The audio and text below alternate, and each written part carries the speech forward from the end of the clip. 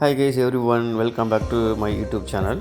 India மற்றும் South ஆஃப்ரிக்கான 2020 George Park என்ற கிரவுண்டில் நடந்தது. டாஸ் வின் பண்ண சவுத் ஆஃப்ரிக்கா கேப்டன் மார்க்கரம் ஃபீல்டிங்கை தேர்வு செய்தார்.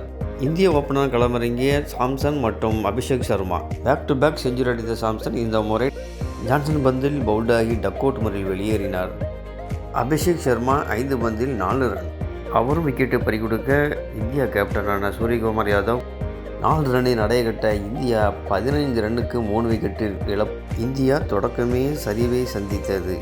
அடுத்ததாக களமிறங்கிய திலகவர்மா 20 பந்தில் 20 ரன், ஒரு 6 ஒரு 4. அவரும் அவுட்டாக அக்ஷல் பட்டேல் 21 பந்தில் 27 ரன், 4 4. ரன் அவுட் முறையில் அவுட்டாகி வெளியேற நிதானமாக ஆட்டத்தை வெளிப்படுத்திய ஹார்திக் பாண்டியா ஓரளவு இந்தியா ஸ்கோரை உயரத்துக்கு முக்கிய பங்காற்றினார். அவர் சந்தித்த 39 பந்தில் 45 ரன், ஒரு 6 4 4. கடைசி வரை களத்தில் நின்று ஆட்ட இழக்காமல் இந்தியா 124 ரன் எடுக்கிறதுக்கு ஒரு முக்கிய பங்காற்றினார்.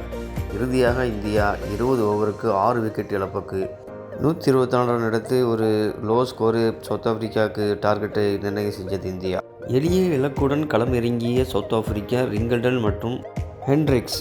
ரிங்கல்டன் ஹர்தீப் சிங் பந்தில் ரிங் சிங்கிடம் கேட்ச் கொடுத்து வெளியேறினார். ஹென்ட்ரிக்ஸ் 21 பந்தில் 23, ஒரு 6 3 4. வருண் சக்கரவர்த்தி பந்தில் கிளீன் பவுல்டாகி வெளியேறினார்.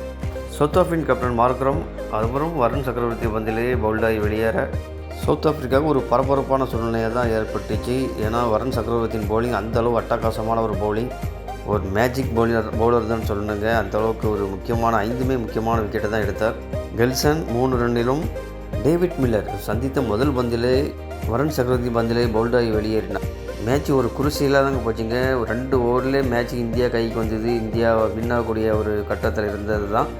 ஸ்டெப்ஸ் மற்றும் கோச்சே இருவரும் இந்தியா வெற்றி விரும்பி சென்றதை பறித்தனர் இந்த இரு அதிரடி பேட்ஸ்மேன்.